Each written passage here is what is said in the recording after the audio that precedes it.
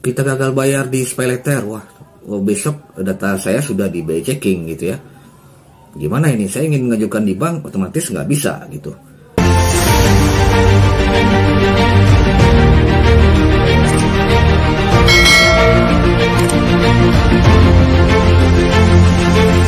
Assalamualaikum warahmatullahi wabarakatuh. Welcome back again to my channel Bang Kopil Official. Silakan ke teman-teman semuanya yang menonton video saya ini dan yang menekan tombol subscribe dan menyalakan loncengnya.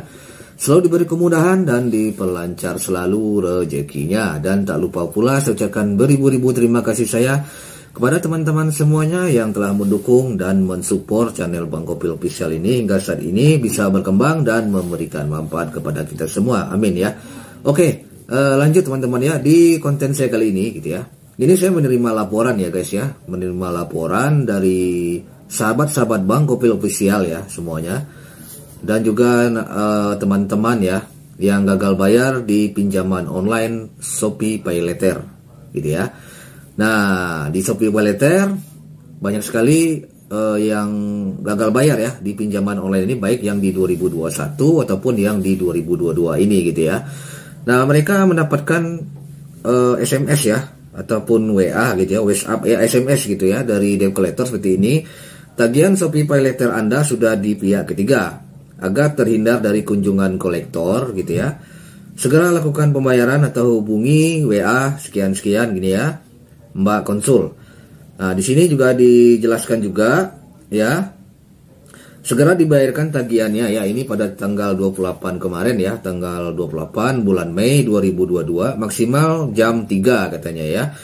Data sudah di pihak ketiga. Apabila tidak ada respon dan pembayaran hari ini, kami akan mencoba menghubungi ke nomor emergensi kontak ya, rekan, saudara ataupun kantor untuk konfirmasi supaya pesan kami tersampaikan, dikarenakan kami akan segera melakukan ya pelaporan pendataan nasabah keterlambatan ke BI checking. Jika akan melakukan pembayaran dan sudah melakukan pembayaran, harap diinformasikan gitu ya. Nah, jadi di sini ya, ini kan dari debt collector SpayLater ya, Shopee PayLater langsung ya menghubungi teman ya, menghubungi sahabat Bang Kopil Official tersebut, melaporkan ke saya gitu ya.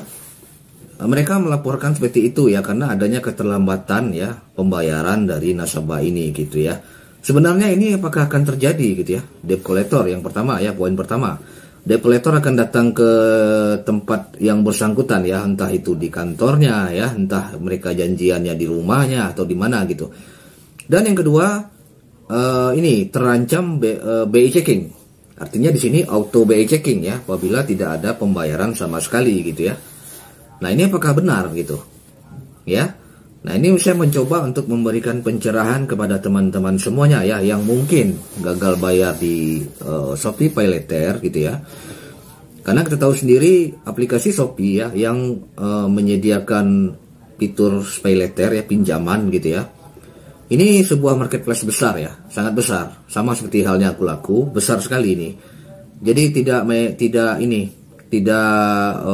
marketplace yang kaleng-kaleng ya kalau untuk di Shopee PayLater ini. Ketika kita gagal bayar gitu ya, gagal bayar di pinjaman online ya, termasuk di SpayLater ini, yang terpikirkan oleh kita itu yang pertama yaitu debt collectornya kan datang gitu ya kan, dan juga kita terancam di BI checking, terancam seperti yang pernah saya jelaskan di video saya sebelumnya. Silahkan tonton ya teman-teman ya di kartu. Setiap kita gagal bayar ya, melakukan pembayaran pinjaman online ya, di baik itu yang legal ya, yang udah terlist di OJK, itu data-data kita itu tidak langsung gitu ya. Ini saya coba langsung jawab yang bagian 2 dulu ya, tidak langsung masuk ke BI checklist, tidak langsung ya. Data-data kita itu akan dikumpulkan di data di media yang tersebut dengan Pusdapil. Nah, itu ada juga di video, silahkan ditonton. Itu akan dikumpulkan di situ teman-teman. Jadi tidak langsung direct, tidak. Kalau untuk peraturan-peraturannya bisa dilihat ya di deskripsi video itu. Situ sudah saya cantumkan. Kalian bisa baca-baca teman-teman semuanya ya, yang gagal bayar di pinjaman online SpayLater. Silahkan dibaca itu. Di situ kan jelas tercantum. Kita tidak secara langsung kalau gagal bayar di Spy Letter itu tidak secara langsung terlist di BI Checking. Nah, itu yang akan menimbulkan kepanikan kepada diri kita kan. Kita gagal bayar di Spy Letter, wah besok data saya sudah di BI Checking gitu ya. Gimana ini? Saya ingin mengajukan di bank, otomatis nggak bisa gitu. Walaupun ada beberapa teman-teman juga ya yang pengunjung Bank Kopil Official, channel Bank Kopil Official mengatakan ada dua aplikasi pinjol yang benar-benar itu sangat mempengaruhi dari kredit skor kita di bank gitu ya. Apabila kita gagal bayar di aplikasi itu, yang pertama aku laku ya, yang kedua Shopee Pay Later. Bisa dibilang ada benarnya juga gitu kan. Kita bisa lihat ada benarnya, ada juga nggak benarnya gitu ya. Yang benarnya gimana? Mereka kan udah masuk di marketplace besar itu ya, investor-investor besar pasti ada di situ gitu. Tentu ini kan menjadi problem tersendiri buat kualitas dari mereka gitu, marketplace ini gitu. Ya bisa saja karena nasabah tersebut kan tidak bisa diajak berunding gitu, mungkin udah memang nggak bisa lagi bayar, mungkin saja mereka nekat akan mencantumkan nama Anda di BI Checking, bisa jadi.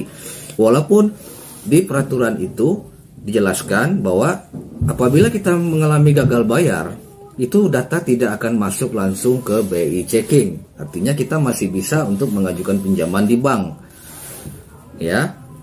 Dan institusi yang lain yang berhubungan dengan pemerintah ya gitu ya.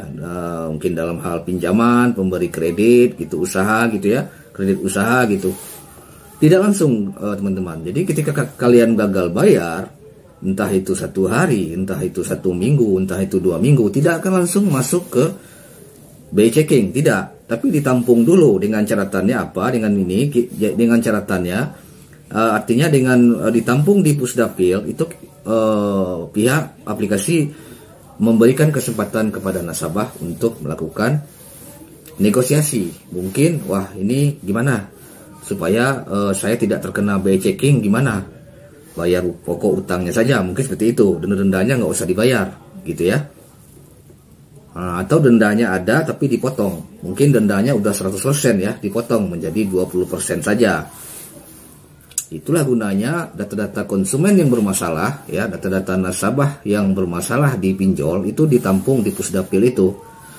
Nah, ini langkah dari OJK ya untuk memberikan ketenangan ya, memberikan solusi kepada nasabah-nasabah yang mengalami gagal bayar, termasuk di Shopee Pay Later gitu. Nah, jadi solusinya kalian apabila kalian merasa ini mengancam gitu ya, sedikitnya mengancam kalian gitu ya. Mungkin kalian bergerak di bidang usaha gitu ya. Perputaran modal itu sangat perlu bagi kalian mungkin ya. Kalian ingin pinjam di bank ya, kalian takut karena kalian pernah minjam di Spy Letter. Kalian bisa bernegosiasi dengan debt kolektornya gitu. Kalian bilang bahwa kalian akan melakukan pembayaran segera ya, dan mereka juga tidak akan langsung melis nama kalian di Slick ya, di Slick OJK ya, di Slick gitu, di BI gitu, di BI Checking. Tidak akan. Yang mereka lakukan itu semata-mata hanya pengancaman saja kalau menurut saya gitu ya, pengancaman. Ya. Masa debt collector punya ini sih, punya kekuasaan gitu ke otoritas tertinggi seperti di Bank Indonesia mungkin ya. Mereka kan hanya pekerja. Ya. Kerja lapangan mereka. Di mana mereka? Kok bisa mereka gitu? Apakah mereka punya kekuasaan bisa untuk langsung menulis nama Anda seperti itu? Nggak bisa. Debt collector nggak bisa. Mereka nggak punya kekuasaan di situ. Ya, tidak punya wewenang di situ gitu. Yang punya wewenang yaitu ya yang pihak aplikasi gitu ya. Entah mungkin dari manajernya atau bagaimana ya di Shopee gitu. Nah itu yang perlu kalian perhatikan ya teman-teman ya. Itu sedikit pencerahan saya mengenai tadi itu auto BI Checking ya, berdasarkan dari inbox teman-teman yang melaporkan kepada saya gitu ya. Nah gitu. Lalu yang selanjutnya didatangi debt collector. Nah ini menarik ya. Banyak sekali teman-teman di pengunjung Bank Kopil Official ini ya yang masuk ke saya, "Bang, saya gagal bayar nih Bang di sini. saya datang nggak kira-kira debt collectornya ke tempat saya bang gitu ya. Nah itu pertanyaan berulang-ulang gitu ya, pertanyaan berulang-ulang. Sudah saya jelaskan juga di video saya sebelumnya gitu. Kalau debt collector datang, tentu mereka akan menentangi daerah yang benar-benar bisa dalam jangkauan mereka ya. Kalian di Papua ya nggak mungkin mereka datang ke Papua guys ya. Kalian di Timor Leste ya nggak mungkin mereka ke sana gitu. Pinjaman kalian misalkan di Shopee PayLater hanya 1 juta misalkan, hanya 2 juta misalkan. Ongkos ke sana berapa lagi? Nah gitu. Kecuali ya mereka punya kantor-kantor cabang mungkin ya. Kalau Shopee mungkin ya saya melihat Shopee ini ada sih kantor cabangnya ada ya, seluruh Indonesia itu ada gitu ya. Tapi mungkin di daerah tertentu ya, seperti di Jakarta udah pasti ya, di kota-kota besar itu udah pasti. Kalau mereka datang ke tempat Anda, ya itu adalah tugas mereka ya. Mereka akan yang menyelesaikan segala permasalahan yang ada pada nasabah aplikasi itu. Mereka datang, ya tentunya ya kalau mereka datang kalau sesuai dengan SOP gitu ya. Surat jalan mereka ada nggak kayak dari Shopee PayLater ya. Nah, lalu semua dokumen-dokumen gitu ya yang menyangkut dari tunggakan dari pinjaman Anda. Nah jadi Anda silakan terima, nggak apa-apa. Kita kan namanya kita berutang, tentu kita kan cari perundingan ya, bagaimana utang ini bisa selesai kan gitu.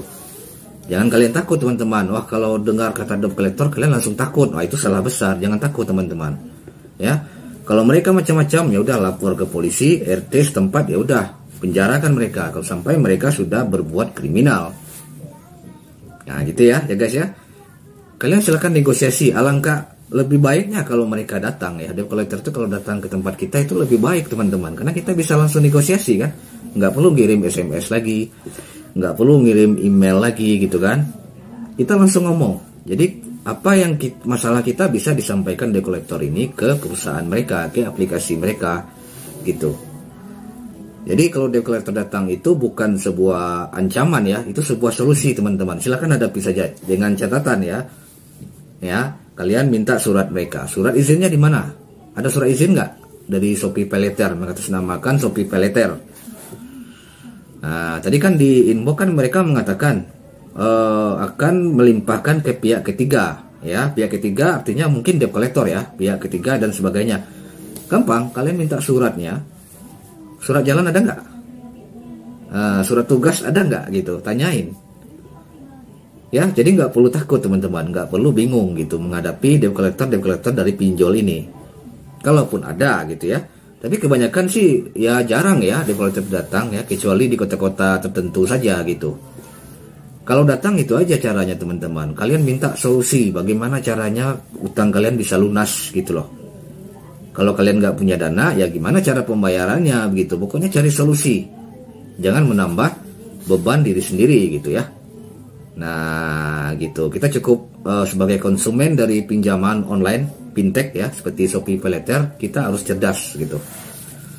Artinya kita cerdas bukan berarti kita ingin gimana ya, ingin melalaikan pembayaran kita. Tidak, kita mencari solusinya. Bagaimana solusinya gitu.